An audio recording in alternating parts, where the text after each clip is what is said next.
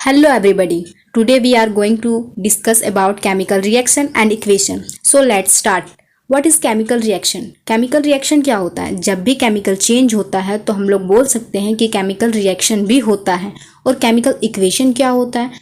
Chemical equation उसे कहते हैं जब हम लोग केमिकल रिएक्शन को उसके नेम से रिप्रेजेंट करते हैं तो उसे केमिकल इक्वेशन कहा जाता है। फॉर एग्जांपल मैग्नीशियम और ऑक्सीजन जब रिएक्ट करता है तो मैग्नीशियम ऑक्साइड देता है और इसे हमने उसके नेम से रिप्रेजेंट किया है Mg+O2। तो ये एक केमिकल इक्वेशन जो रिएक्शन करता है उसे रिएक्टेंट कहा जाता है और जो न्यू सब्सटेंस देता है उसे प्रोडक्ट कहा जाता है। How to determine that a chemical reaction take place? तो हम लोग कैसे पता करें कि केमिकल रिएक्शन हो रहा है? जब भी केमिकल रिएक्शन होगा तो उसके स्टेट में चेंजेस देखने को मिलेंगे, उसके कलर में चेंजेस देखने को मिलेंगे और evolution of a gas, that means production of gas होगा जब केमिकल रिएक्शन होगा और उसके टेम्परेचर में चेंजेस देखने को मिलेंगे। तो हम लोग बोल सकते हैं कि केमिकल रिएक्शन हो रहा है। बैलेंस केमिकल इक्वेशन क्या होता है? बैलेंस केमिकल इक्वेशन में number of atoms reactant side और प्रोडक्ट साइड में इक्वल होता है, उसे बैलेंस केमिकल इक्वेशन कहा जाता है। फॉर एग्जांपल हाइड्रोजन में 4 एटम है और प्रोडक्ट साइड में हाइड्रोजन में भी 4 एटम है, ऑक्सीजन में 2 एटम है और प्रोडक्ट साइड में भी 2 एटम है। So it is a balance chemical equation. तुम लोगों को एग्जाम में ये आ सकता है कि केमिकल इक्वेशन बैलेंस होना क्यों जरूरी होता है? Why do need to chemical equation balance? तो इसका आंसर है ये balance chemical equation law of conservation of mass को फॉलो करता है। तुम लोगों ने तो क्लास 9 में लॉ ऑफ कंजर्वेशन मास को पढ़ रखा होगा। Law of conservation of mass कहता है mass can not create nor destroy in a chemical reaction. So ये फॉलो करता है बैलेंस केमिकल इक्वेशन हमारा law of conservation of mass. ये रिएक्शन में और रिएक्शन के बाद जो नंबर ऑफ एटम्स होते हैं वो इक्वल होते हैं, इसी कारण जो केमिकल इक्वेशन होता है वो बैलेंस होता है।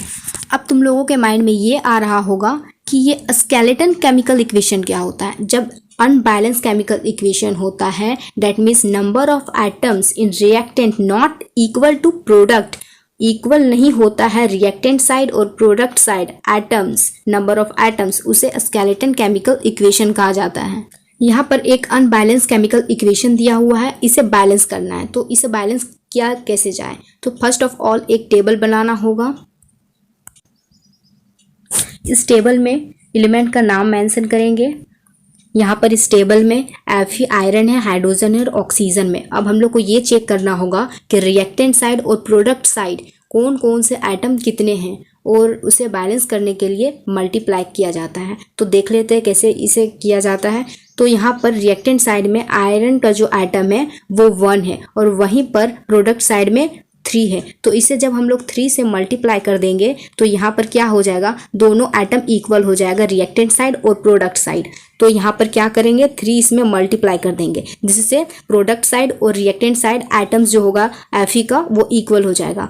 अब आ जाते हैं हाइड्रोजन में। हाइड्रोजन का जो एटम है दोनों में सेम है, रिएक्टेंट साइड और प्रोडक्ट साइड। सो आगे देखते हैं ऑक्सीजन में क्या है, रिएक्टेंट में ऑक्सीजन का एटम 1 है और वहीं प्रोडक्ट का एटम 4 है। तो यहाँ पर जब हम लोग 4 से मल्टीप्लाई कर देंगे तो दोनों का एटम जो होगा वो इक्वल हो जाएगा। तो यहाँ पर 4 से मल्टीप्लाई करने पर ऑक्सीजन का एटम 4 हो जा रहा है और यहाँ पर प्रोडक्ट में ऑक्सीजन का एटम 4 है। तो जब यहाँ पर हम ऑक्सीजन में 4 इंटू करते हैं तो यहाँ पर हाइड्रोजन में भी तो इंटू हो जा रहा है ना। तो यहाँ पर हाइड्रोजन का आइटम 8 हो जा रहा है और वहीं पर यहाँ पर अगर देखते हैं हम प्रोडक्ट साइड तो हाइड्रोजन का आइटम जो है 2 है। तो इसे कैसे बैलेंस किया जाए? तो यहाँ पर जब हम लोग 4 से मल्टीप्लाई करेंगे तो दोनों बैलेंस हो जाएगा। जब हम लोगों ने ऑक्सीजन में मल्टीप्लाई किया 4 को तो यहाँ पर भी तो मल्टीप्लाई करना होगा जिससे वो बैलेंस हो जाएगा। दोनों में प्रोडक्ट साइड और रिएक्टेंट साइड इंटू कर देते हैं 4 से जिससे ये एक बैलेंस केमिकल इक्वेशन बन जाता है। अभी ये एक बैलेंस केमिकल इक्वेशन बन गया है। Types of chemical reaction. Chemical reaction के कितने टाइप्स होते हैं? सबसे पहले कॉम्बिनेशन रिएक्शन। कॉम्बिनेशन रिएक्शन जिसमें 2 और 2 से अधिक सब्सटेंस मिलकर एक न्यू सिंगल सब्सटेंस को फॉर्म करता है उसे कॉम्बिनेशन रिएक्शन कहा जाता है। For example calcium hydroxide water के साथ मिलकर कैल्शियम हाइड्रोक्साइड एक न्यू सब्सटेंस को फॉर्म कर रहा है। यहाँ पर दो सब्सटेंस मिलकर एक न्यू सिंगल सब्सटेंस को फॉर्म कर रहा है। और कैल्शियम हाइड्रोक्साइड को स्केल लाइम भी कहा जाता है। स्केल लाइम का यूज़ वाइट वॉशिंग वॉल में किया जाता है। स्केल लाइम हमारे एटमॉस्फेयर में प्रेजेंट कार्बन डाइऑक्साइड के साथ जब रिएक्ट करता है तो एक सिंगल प्रोडक्ट देता है जिसे कैल्शियम कार्बोनेट कहा जाता है और वाटर देता है। और ये कैल्शियम कार्बोनेट 2 और 3 डेज में एक शाइनिंग सरफेस वॉल को देता है। एक्सोथर्मिक रिएक्शन क्या होता है? एक्सो मीन्स बाहर आना। एक्सोथर्मिक रिएक्शन उसे कहते हैं जिसमें हीट जो है वो रिलीज होता है, उसे एक्सोथर्मिक रिएक्शन कहा जाता है। फॉर एग्जाम्पल ग्लूकोज जब ऑक्सीजन के साथ रिएक्ट करता है तो हाई अमाउंट में एनर्जी रिलीज करता है। अब इंडोथर्मिक रिएक्शन किसे कहा जाता है? इंडोथर्मिक रिएक्शन उसे कहा जाता है जिसमें हीट एनर्जी एब्जॉर्ब हो जाता है रिएक्शन में, उसे इंडोथर्मिक रिएक्शन कहा जाता है। फॉर एग्जाम्पल बेरियम हाइड्रोक्साइड जब अमोनियम क्लोराइड के साथ रिएक्ट करता है तो बेरियम क्लोराइड और अमोनियम हाइड्रोक्साइड देता है और इसमें हीट एनर्जी एब्जॉर्ब हो जाता है इस रिएक्शन में। डीकम्पोजिशन कॉम्बिनेशन रिएक्शन के जस्ट अपोजिट है। इस रिएक्शन में एक सिंगल सब्सटेंस डिकम्पोज होकर 2 और 2 से अधिक सब्सटेंस देता है केमिकल रिएक्शन में। डीकम्पोजिशन रिएक्शन के टाइप्स होते हैं। फर्स्ट ऑफ डीकम्पोजिशन रिएक्शन का टाइप्स है thermal decomposition. Thermal decomposition reaction क्या होता है? रिएक्शन जिसमें हीट के थ्रू डीकम्पोजिशन होता है उसे थर्मल डिकम्पोजिशन कहा जाता है। फॉर एग्जाम्पल कैल्शियम कार्बोनेट को जब हम लोग हीट देते हैं तो वो डिकम्पोज होकर कैल्शियम ऑक्साइड और कार्बन डाइऑक्साइड देता है। इलेक्ट्रोलाइटिक डिकम्पोजिशन जब डिकम्पोजिशन रिएक्शन होता है इलेक्ट्रिक करंट के थ्रू उसे इलेक्ट्रोलाइटिक डिकम्पोजिशन कहा जाता है। फॉर एग्जाम्पल यहाँ पर H2O होता, यहाँ पर इलेक्ट्रिक करंट H2O में पास किया गया डिकम्पोजिशन करने के लिए और ये प्रोडक्ट में देता है H2 और O2, तो ये डिकम्पोज होकर H2 और O2 देता है जब हम लोग इलेक्ट्रिक करंट इसमें पास करवाते हैं। डिस्प्लेसमेंट रिएक्शन जिसमें high reactive element less reactive element को उसके सॉल्यूशन से डिस्प्लेस कर देती है, उसे डिस्प्लेसमेंट रिएक्शन कहा जाता है। फॉर एग्जाम्पल यहाँ पर Fe और CuSO4 आयरन और कॉपर सल्फेट में रिएक्शन हो रहा है और यहाँ पर क्या कंपाउंड बन रहा है? FeSO4 iron sulphate plus Cu copper. यहाँ पर Fe जो है आयरन वो मोर रिएक्टिव एलिमेंट है कंपेयर टू कॉपर, इसीलिए Fe ने कॉपर को डिस्प्लेस करके उसकी जगह ले लिया और कॉपर अलग हो गया अपने सॉल्यूशन। डबल डिस्प्लेसमेंट रिएक्शन, इस रिएक्शन में एक्सचेंज ऑफ आयंस होते हैं और इस रिएक्शन में प्रेसिपिटेट रिएक्शन होता है। प्रेसिपिटेट रिएक्शन जिसमें इनसॉल्यूबल पार्ट्स डिसॉल्व नहीं हो पाते हैं अपने सॉल्यूशन में, उसे प्रेसिपिटेट रिएक्शन कहा जाता है। और डबल डिस्प्लेसमेंट में प्रेसिपिटेट रिएक्शन होता है। For example sodium sulphate and barium chloride. लोगों ने तो क्लास 9 में आयंस पढ़ रखा होगा, एनायन एंड कैटायन। सोडियम में पॉजिटिव चार्ज होता है और सल्फेट में नेगेटिव चार्ज होता है। बेरियम में पॉजिटिव चार्ज होता है, क्लोरीन में नेगेटिव चार्ज होता है। यहाँ पर बेरियम जो है वो सल्फेट को अपनी ओर अट्रैक्ट करेगा क्योंकि different charge attract each other और अट्रैक्ट करके बेरियम सल्फेट बना देगा, वो कंपाउंड बना लेगा प्रोडक्ट साइड, तो ये बेरियम सल्फेट बना। और यहाँ पर सोडियम जो है वो क्लोरीन को अट्रैक्ट कर NaCl बना लेता है product side.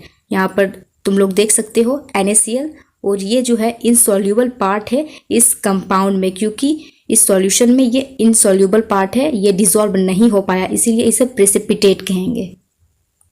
Oxidation, oxidation is the gain of oxygen और लॉस ऑफ हाइड्रोजन। या तो वो गेन करेगा ऑक्सीजन को या फिर लॉस ऑफ हाइड्रोजन होगा। फॉर एग्जाम्पल कॉपर जो है वो ऑक्सीजन को गेन कर रहा है, तो ये क्या हो रहा है? यहाँ पर ऑक्सीडेशन हो रहा है।